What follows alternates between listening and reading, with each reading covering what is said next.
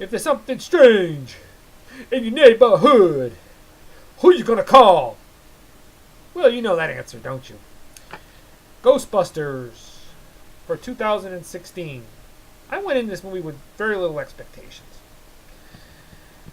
I mean, I've heard this movie get bashed for months and months and months. I mean, I never heard of a film, well, not since Fantastic Four, a film gets so bashed even before its release. I mean, expectations about this film were very, very low. The reason why I went in with some expectations is because it had Christian Wiig and Melissa McCarthy in it. And I believe if anybody could carry a film, it's those two. I mean, they did it for Bridesmaids. I think they could do it here. The two have such great comic chemistry.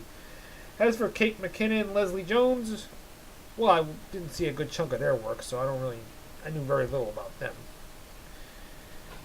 Now, after the hit that was 1984's Ghostbusters, and the disaster that was 1989's Ghostbusters 2, I mean, there were plans to do a Ghostbusters 3 for years and years to come, but Bill Murray's refusal to do it, and sadly, Harold Ramis, who played Egon Spangler, you know, the science techie guy, who passed away. I mean, after that happened, I don't think any chances for a Ghostbusters 3 were pretty much thrown in the wastebasket. So what else can they do?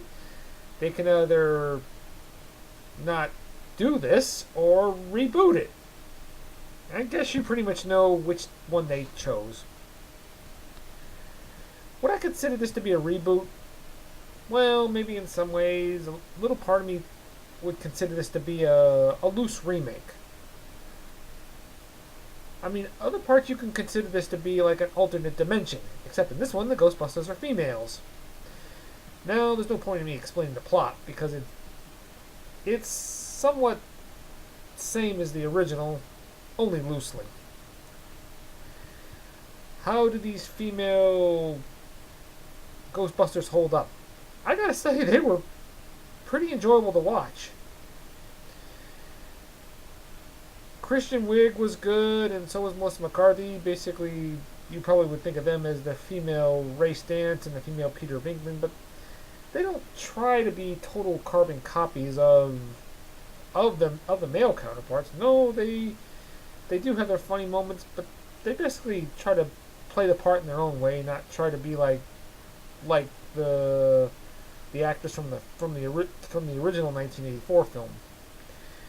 As for Leslie Jones as Patty, she is funny as heck. She livens up every scene she's in. She's just so good at what she does. I mean, she really fits in the role perfectly. Kate McKinnon is everybody would call her the female Egon. I don't know if she's totally like Egon. She's very different from Egon Spangler. I wouldn't say she's funny too, and man, any scene she's in, she just livens it up for what it's. She milks it for all it's worth, and that's what I like. Special effects are good too. There are some callbacks to the original, and why wouldn't it be? And there are some of the original cast members, I won't say who, you'll know them when you see them, do make an appearance in this movie. The one who also is pretty much a scene stealer is Chris Hemsworth as Kevin, you know, the receptionist. He's sort of the handsome, dim-witted, but at times lovable guy. I mean, you can't help but like him, even though at times you just want to smack him upside his head.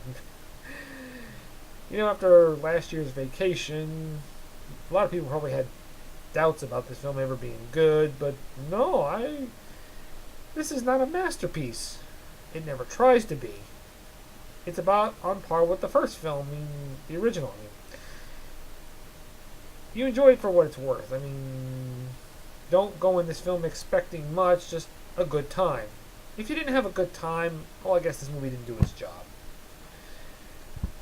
But I had a good time. I enjoy the actors. They look like they're having a blast making this movie. All the cast really have chemistry.